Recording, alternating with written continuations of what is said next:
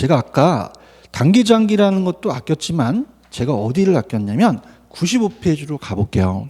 자, 그럼 95페이지를 이제 이해하실 수 있습니다. 자, 우리 부동산 공급을 배우는데 토지 공급을 배우잖아요. 토지는 물리적 공급이 안 됩니다. 근데 용도 전환은 가능해요. 그걸 그래프로 나타내라고 할 수가 있거든요. 그래서 95페이지를 얘기하겠습니다. 자, 부동산의 공급은요, 토지는 부정성 때문에 물리적 공급은 불가능하고 경제적 공급은 가능하다면 그걸 그래프로 나타내라는 얘기고요. 2번은 되게 쉬워요. 자, 공급자는요, 신규로 건설하는 사람만 공급자가 아니에요. 내가 지금 가지고 있는 것도 팔 수 있거든요. 기존 부동산 건물주도 포함된다. 이렇게 보시면 되고요. 자, 그 다음 밑에 보시면 물리적 공급과 경제적 공급이라는 게 있죠. 들어가 보죠. 자, 부동산의 공급의 특징에 토지의 공급은 다를 거예요. 지금 불펜하고 공급이. 왜?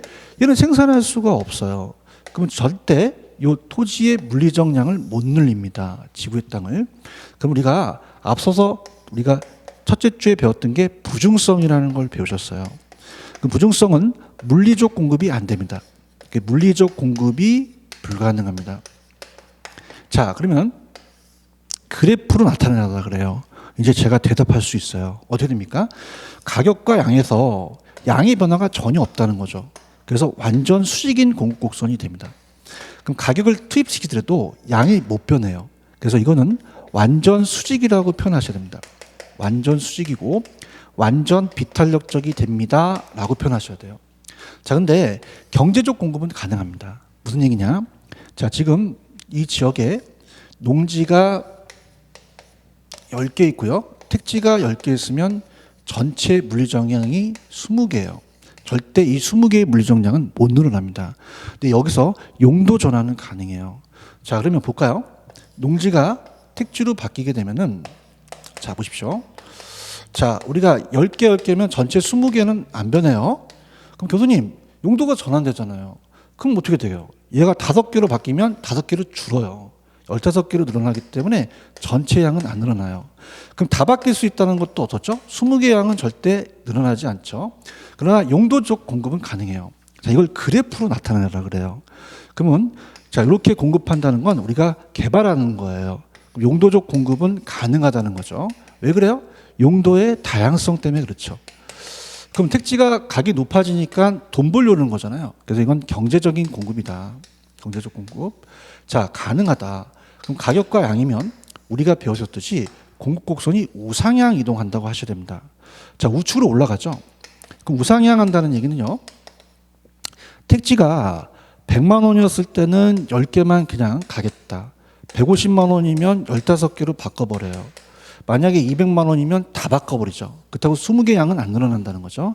그래서 탄력적입니다. 들어볼게요. 자, 1번. 토지는 부정성 때문에 물리적 공급이 불가능합니다. 그럼 토지의 물리적 공급성은 수직이고요. 완전 비탄력적이라는 표현을 씁니다. 근데 경제적 공급은 가능합니다. 그럼 우상향이라는 말을 쓰겠죠. 자, 그래서 그건 여러분들 읽어보시면 되고요.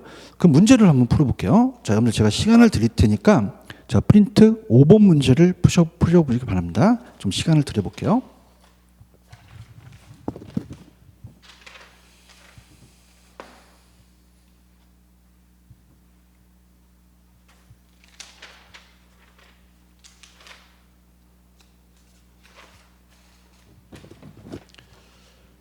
자, 이렇게 볼까요? 토지는 용도의 다양성이 가능해요. 그럼 이게 우하향이 아니라 우상향하는 곡선을 가진다. 이렇게 하셔야 되죠. 자, 그다음 마지막입니다, 여러분들. 6번하고 7번을 묶어보세요. 자, 그래서 이제 마지막에 한 놈이 변할 때 다른 한 놈이 탄력적이 다른 거에 따라서 가격과 양의 변화가 다른 것을 강의하도록 하겠습니다. 자, 그러면 들어가겠습니다, 여러분들. 자, 이걸 들어가기 전에 이렇게 볼게요. 제가 질문을 많이 받는 게 기울기하고 탄력성이 다른데요. 자, 일단 여러분들 121페이지 가시면 자, 지금 제 프린트에 지금 이게 7번 문제거든요. 7번 문제를 풀기 위해서는 이 내용을 알아야 됩니다. 그러면 정리학습에 완전 비와 완탈일 때 균형의 판단이라고 나왔죠. 그럼 두 번째와 제가 네 번째만 좀 강의를 해볼게요. 그래서 번호를 매기게 되면 두 번째는 이렇게 돼 있죠. 다 하면 다 힘듭니다. 하나만 잡으시면 돼요. 공급이 완전 비틀어적이에요. 그럼 완전 비라는 건 완전히 서 있는 거죠. 자, 그럼 완전 비일 때 수요가 증가를 합니다. 그럼 수요가 증가할 때 가격하고 균형량은 한쪽이 불변이게 되죠. 자, 이걸 한번 설명해 볼게요.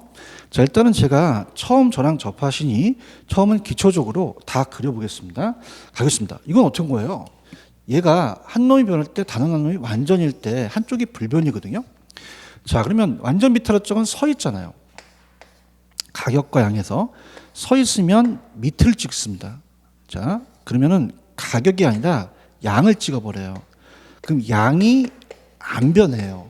그래서 양이 불변이다 하셔야 됩니다. 한쪽이 불변을 찾아내거든요. 양이 불변이다. 근데 가격은 바뀝니다. 가격은 수요가 증가하면 가격은 상승하겠죠. 그래서 우리가 수요가 증가하면 가격만 상승한다 이런 뜻입니다. 자, 그러면은 도와드릴게요.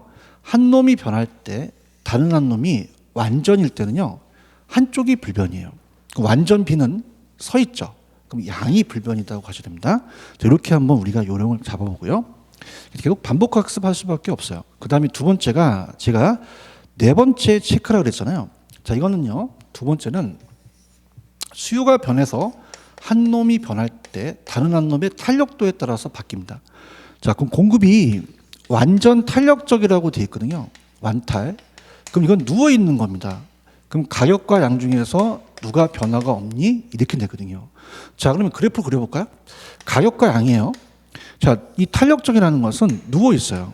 그럼 이 곡선이 옆을 찍습니다. 가격이 고정돼 있죠. 가격이 안 바뀌어 버려요.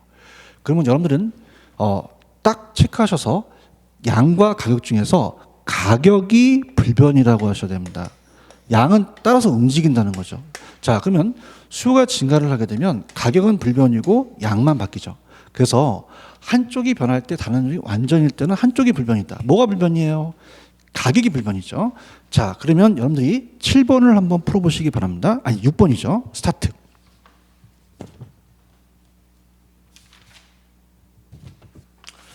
자, 가볼게요. 지금 여러분들 6번이 지금 요거랑 똑같은 거예요. 상대편이 완전 비탄력적일 때 수요가 증가하게 되면 밑을 찍잖아요. 그럼 가격이 변하지 않는 게 아니라 양이 변하지 않는다고 하셔야 됩니다. 가격은 상승하게 되겠죠. 자, 이렇게 해서 우리가 공부를 해보시고요. 그 다음에 이제 122페이지로 이제 탄력성 마무리합니다. 수용법이 어려워요. 그래서 이게 이제 우리가 마무리되는 부분이에요.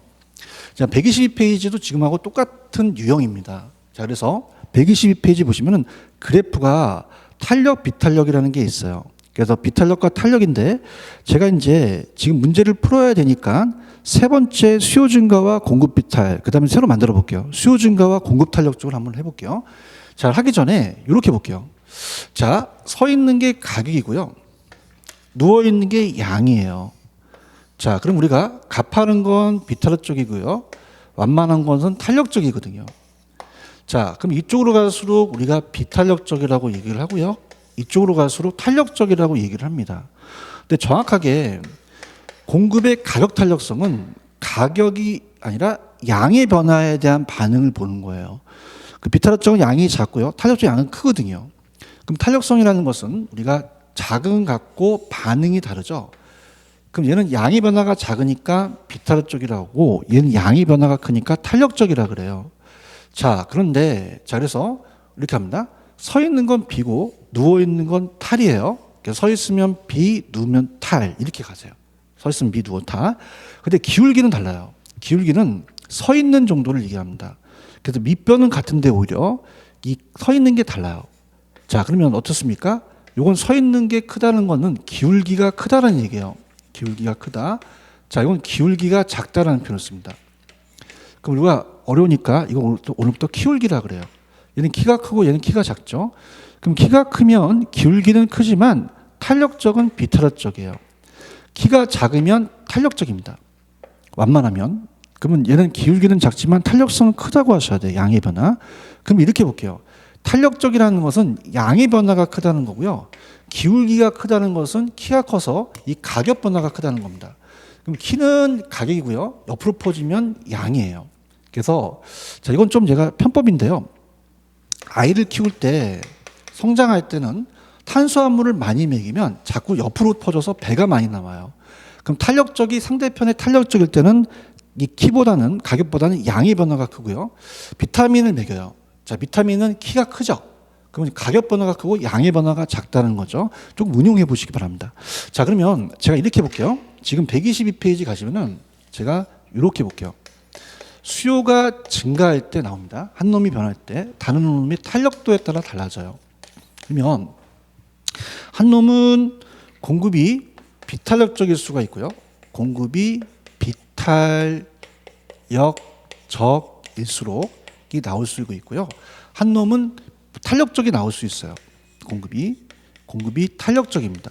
자, 이거는 여러분들이 약간 요령보다는 직접 그래프를 그려서 느끼시는 게 좋아요. 그럼 수요가 증가하잖아요. 그럼 이렇게 한번 그려볼게요. 아직 이제 가격과 양에 대한 변화를 느낌이 안 오시니까. 그럼 한 놈이 변할 때, 자, 다른 한 놈이 탄력도에 따라 틀려집니다. 그럼 수요가 증가한 상태에서 여러분이 봤을 때 비탄력적은 가파르죠. 그럼 이렇게 한번 그려보세요. 가파르게. 자, 그 다음에 수요가 증가를 할 때, 자, 한 놈이 탄력적이라는 거는 누워 있는 거죠. 그래서 이렇게 한번 그려서 8장에다 한번 적어보세요. 자, 그러면은 갑니다. 제가 앞쪽에서 균형이라는 것은 수요가 증가하면 가격도 상승을 하고요. 가격도 상승을 하는데 그 상승폭이 어떻게 되느냐?